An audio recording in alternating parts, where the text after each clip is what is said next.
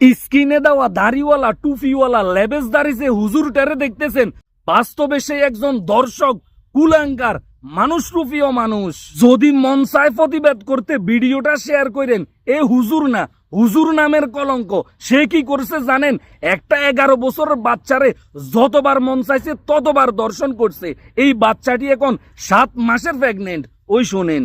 এরকম ঘটনা একদিন হুজুরে ডাইকে নিছে মাদ্রাসা ছুটি হইলে মসজিদ ঝাড়ু দিয়ে যাইতে, তারপরে ঝাড়ু দিতে গেলে এরকম ঘটে। আমাকে বলছে তার রুমটা ঝাড়ু দিতাম, তার বিছানাটা, তারপরে দিতেছি, তারপর দরজা লাগাই লাইছি। এই কুলাঙ্গারের নরকে জায়গা হয় কিনা আমি জানি না। এই লজ্জা রাখি কোথায়? আগের দিনের মুরব্বীরা বলতো শিক্ষিকা নাকি মায়ের মতো আর শিক্ষক নাকি বাবার মতো। সেই বাবার হাতে মেয়ে দর্শন। সেই বাবার সমতুল্য কুলাঙ্গারকে, মানুষরূপী অমানুষকে মেয়ের মা বাবা জিজ্ঞেস করতে গেলে সেই বলে এই কথা কাউকে যদি বলেন আপনাদের সবাইকে আমি মেরে ফেলবো। ওই শোনেন। এ ঘটনা কাউকে জানালে প্রাণনাশের হুমকিও দেয়া হয়। চিন্তাটা করছেন হুজুর নামক লেবেসদারি শয়তানের বাচ্চার কাজ কারবারটা চুরিয়ে চুরি, আবার সিনেও চুরি। একটাবার চিন্তা কইরা দেখেন কতটা অমানবিক। একটা 11 বছরের বাচ্চার পেটে 7 মাসের বাচ্চা।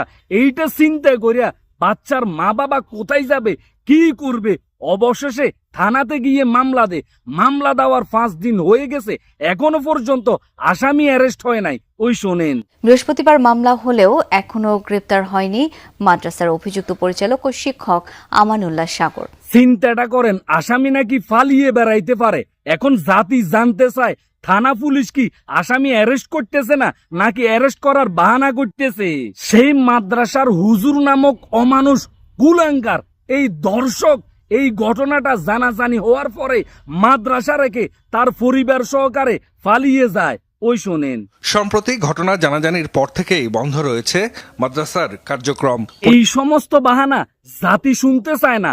3.5 হাত মাটির নিচে এই হুজুর পালিয়ে গেলে সেইখান থেকে উঠাইয়া জনসম্মুখে তার শাস্তি দিতে হবে। তার শাস্তি মানুষ 2 চোখ ভরে দেখতে চায়। একটাবার চিন্তা করিয়া দেখেন এই হুজুরের ক্যারেক্টার কতটুকু খারাপ। তার বউ আছে, তার 2টা বাচ্চাও আছে, তার বাচ্চার সমতুল্য আরেকটা বাচ্চার সাথে এই সমস্ত খারাপ কাজ করতে তার কি লজ্জা লাগে না? এখন সোশ্যাল মিডিয়া বলতেছে, পুলিশ বলতেছে সেই নাকি ধরা ছোঁয়ার বাইরে, সেই নাকি তার পরিবার সহকারে পালিয়ে গেছে। ওই শোনেন। পরিবার সহ পলাতক শিক্ষক সাগর। একটাবার চিন্তা করিয়া দেখছেন এইটা কোনো আবাসিক মাদ্রাসা না, এটা হচ্ছে গিয়ে অনাবাসিক মাদ্রাসা। সেইখানে যদি মাদ্রাসার হুজুর বাচ্চাদের সাথে এইগুলি করে, এইগুলি দেখার পরে, এইগুলি শোনার পরে আপনার বাচ্চা আমার বাচ্চা কি করে দিব মাদ্রাসায়? সবচাইতে নোংরা কথা হচ্ছে একটা 11 বছরের বাচ্চার পেটে 7 মাসের বাচ্চা। এই বাচ্চা কি নর্মাল ডেলিভারি হবে?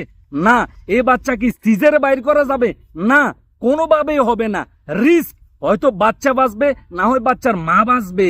এইগুলি দেখার পরে ওই গানটার কথা মনে পড়ে যায়। গানটার মধ্যে বলছে না, মানুষ যদি অমানুষই করে তাহলে বন্য স্বভাব দেখে আমরা পশু বলি কারে। আজকে মানুষের মধ্যে মনুষ্যত্ব নাই। ইসলামের দাওয়াত দেয় যে হুজুরগুলি, তাদের মধ্যে ইসলাম এবং কি আল্লাহ রাসূলের ভয় ভীতি নাই। আমি একজন ক্ষুদ্র কন্টেন্ট ক্রিয়েটর হিসেবে, সাধারণ নাগরিক হিসেবে বলতে চাই এই মামলার সুস্থ তদন্ত করে আসামিকে সঠিক শাস্তি দেওয়ার জন্য। আল্লাহ পাক প্রত্যেকটা মানুষকে বুঝার তৌফিক দান করুক, প্রত্যেকটা মানুষকে হেদায়েত করুক। তো সব ভালো থাকেন, সুস্থ থাকেন। আল্লাহ হাফিজ।